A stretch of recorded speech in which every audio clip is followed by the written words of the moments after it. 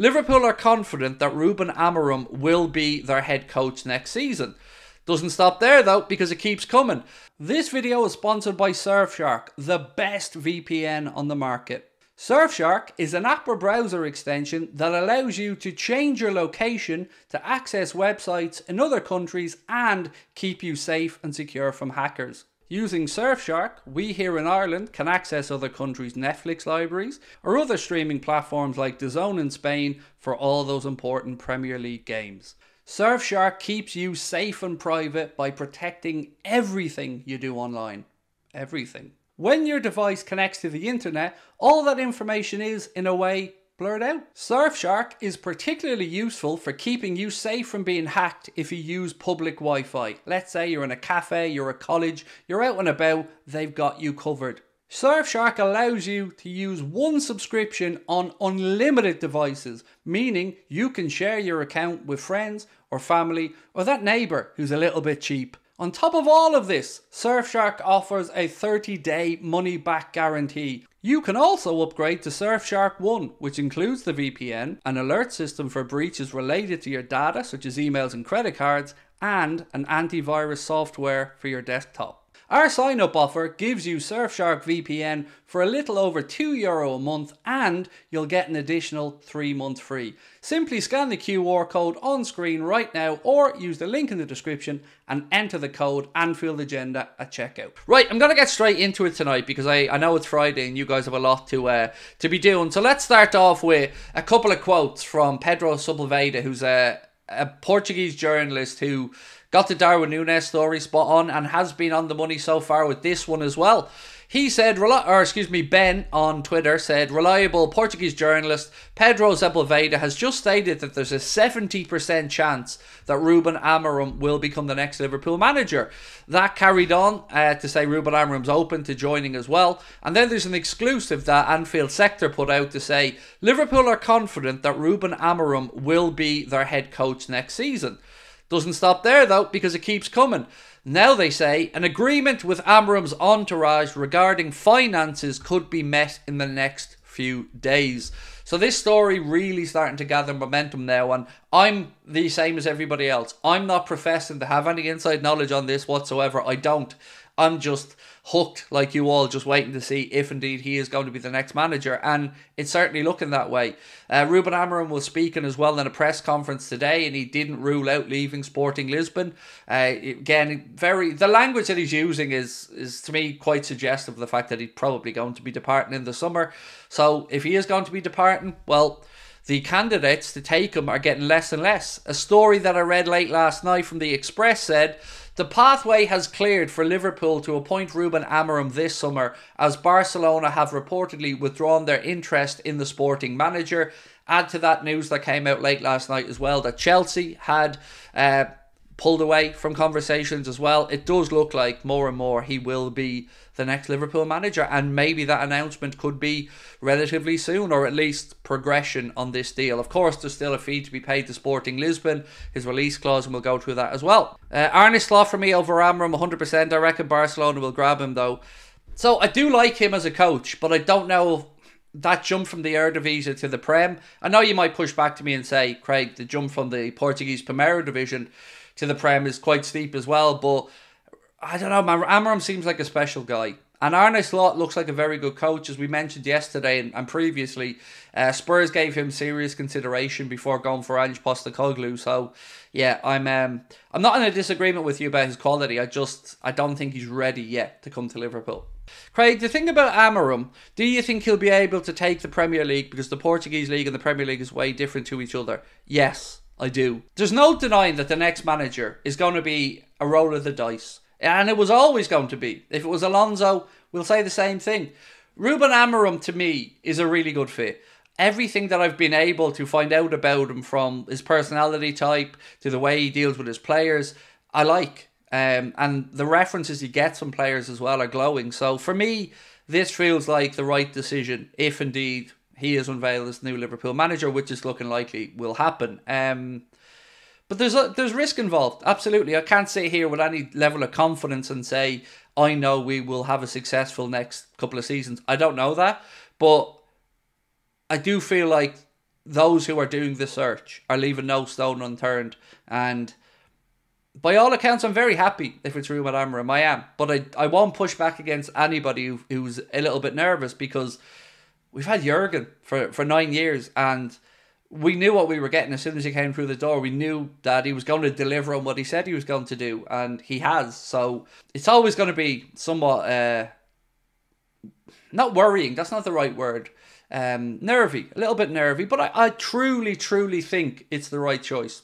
But again, it's just my opinion. It's going to be a big change for us, because we've had many years now of Jurgen's 4-3-3 in some variation. And I'm personally going to have to get used to trying to break down and figure out the new formation and what it looked like. So what I would say is, a lot of the time with Ruben Amorim, his two number 10s are quite central, and then when they're attacking, they diagonally go outwards to create wider overlapping runs. Whereas Alonso's two number 10s are more inward. Think of them running from wide to centre rather than centre to wide. So more traditional wing backs in the Amorim system. But look, there's a lot to break down over this system, and I'm still playing catch up and getting to grips with how a Sporting side sets up. But they do play with that back three. Left hand side Ignacio, centre Sebastian Coates, right hand side Diamonde, and I expect that we will play a similar way if he comes to Liverpool. Right, something that came in, quote from Ruben Amorim on his press conference. He was asked, will you stay as Sporting manager? And he said, I cannot guarantee that I will stay at Sporting next season. I can't say that like Xabi Alonso did. We have to discuss my future. We'll have time at the right time. Now my focus is on winning titles, and we will see what happens. Bring it in, Ruben. Come on, bring it in. I wouldn't even think we're going to be looking at second choices now. In the last 48 hours, in the world of the Liverpool Ruben Amorim situation, we've seen a few things. Cast yourself back about 3 days ago. Miguel Delaney put out a piece in the Independent that said Barcelona were frontrunners for Ruben Amorim. Now, I'm not saying this to knock him as a journalist whatsoever. I think Miguel Delaney is an incredibly good journalist, somebody holding the highest of esteem.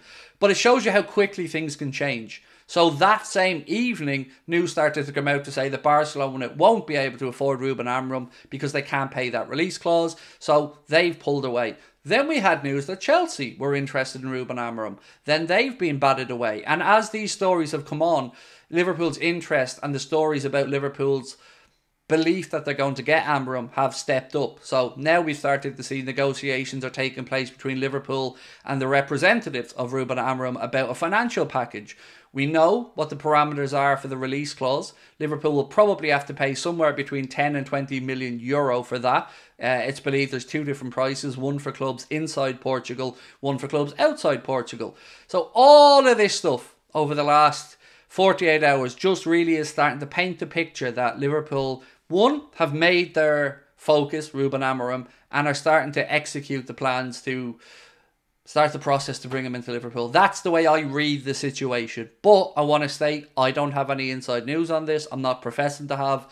I'm the same as everybody else, reading everything I can and trying to find out what the hell's going on. Connor Bradley will thrive under Ruben Amorim, said Alec Thomas.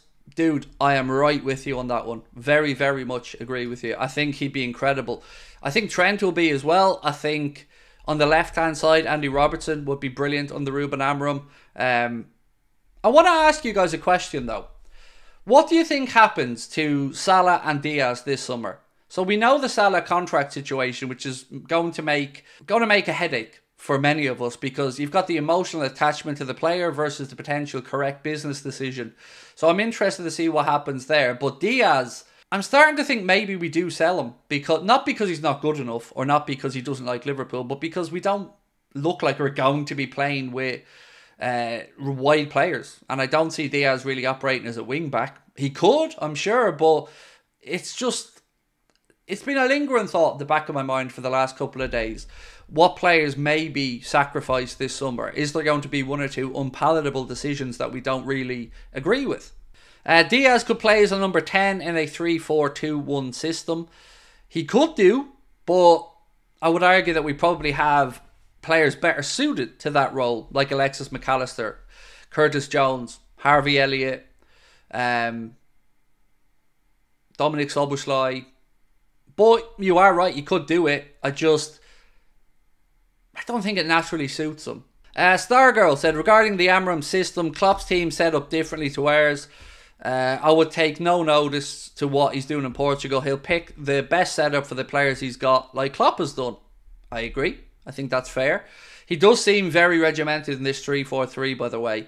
Right back from his time, I think it was Casapia, then Braga, Benfica, Youth, Sporting Lisbon.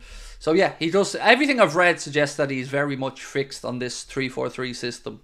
Amorim will 100% bring his own coaching staff with him if he joins Liverpool. Inacio could be a player he brings with him to Liverpool. Fabio Carvalho will be a player Amorim would want to keep, and that's from Pedro Sepulveda. Thank you, Pranav. Very kind of you, sir, for your super chat and for the information. And yeah, I can see him wanting to work with Carvalho. And I can see the plan seemingly was always that Carvalho was going to come back into the fold for Liverpool next season. But with Ruben Amorim coming in, I can see that definitely being the case. I'd love him to bring in Inacio with him as well. So everything you've written in that message there, mate, is absolutely sound with me.